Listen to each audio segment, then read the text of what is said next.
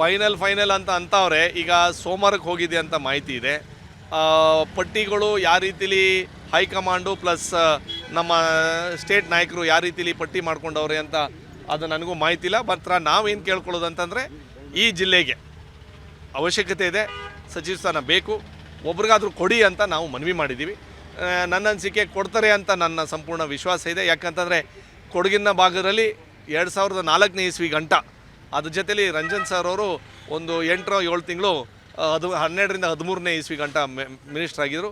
ಅಲ್ಲಿ ಗಂಟ ನಮ್ಮ ಕ್ಯಾಬಿನೆಟಲ್ಲಿ ಕೊಡಗಿನ ಬಗ್ಗೆ ಚರ್ಚೆ ಮಾಡಲಿಕ್ಕೆ ಆ ಮಟ್ಟಕ್ಕೆ ಅವಕಾಶ ಸಿಕ್ಕಿಲ್ಲ. ಆ ವಿಚಾರದಲ್ಲಿ ನಮ್ಮ ಸರ್ಕಾರಕ್ಕೆ ಇನ್ನೊಂದು 1 ವರ್ಷ 2 ವರ್ಷ ಇರ್ಬೋದು ಈಗ ಸರ್ಕಾರದಲ್ಲಿ ಈ ಟರ್ಮಲ್ಲಿ.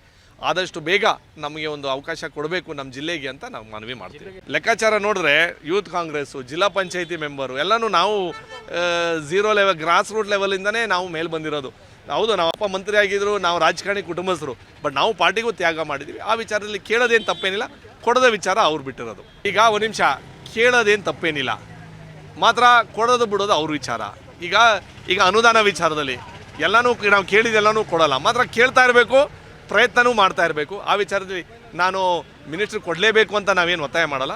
ಜಿಲ್ಲೆಗೆ ಅನುಕೂಲ ಆಗೋಂಥ ಕೆಲಸ, ಪಾರ್ಟಿಗೆ ಅನುಕೂಲ ಆಗೋಂಥ ಕೆಲಸ ಆಗಬೇಕು ಅಂತ ನಾವು ಹೇಳ್ತಾ ಇದ್ದೀವಿ. ಅಭಿವೃದ್ಧಿ ವಿಚಾರ ಇರ್ಬೋದು, ಕಾನೂನು ರೀತಿಯಲ್ಲಿ ಇರ್ಬೋದು, ಕೆಲವು ಕಾನೂನು ತಿದ್ದುಪಡಿಗಳಿರ್ಬೋದು, ಅನುಕೂಲ ಮಾಡೋಂಥ ಕೆಲಸ ಕ್ಯಾಬಿನೆಟಲ್ಲಿ ನಮ್ಮವ್ರೊಬ್ಬರು ಕೂತ್ರೆ ಅನುಕೂಲ ಆಗುತ್ತೆ. ಇಲ್ಲಿ ನನ್ನ ಸ್ವಾರ್ಥ ಇನ್ನೊಬ್ಬರು ಸ್ವಾರ್ಥ ಆಗಬಾರ್ದು. ಇಲ್ಲಿ ಜಿಲ್ಲೆ ಅಭಿವೃದ್ಧಿ ವಿಚಾರಕ್ಕೆ ನಾವೆಲ್ಲರೂ ಜೈ ಜೋಡಿಸ್ಬೇಕು ಅಂತ ಹೈಕಮಾಂಡ್ ನಾವು ತಿಳಿಸಿದ್ದೀವಿ. 100% ರೀ, ನಮ್ಮ ಜಿಲ್ಲೆಗೆ ಕೊಟ್ಟರೆ ಖುಷಿ.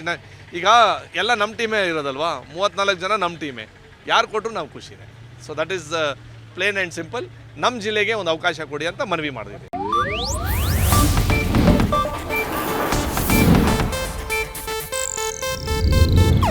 ಇದು ಏಷ್ಯಾನೆಟ್ ನ್ಯೂಸ್ ನೆಟ್ವರ್ಕ್ ಪ್ರಸ್ತುತಿ.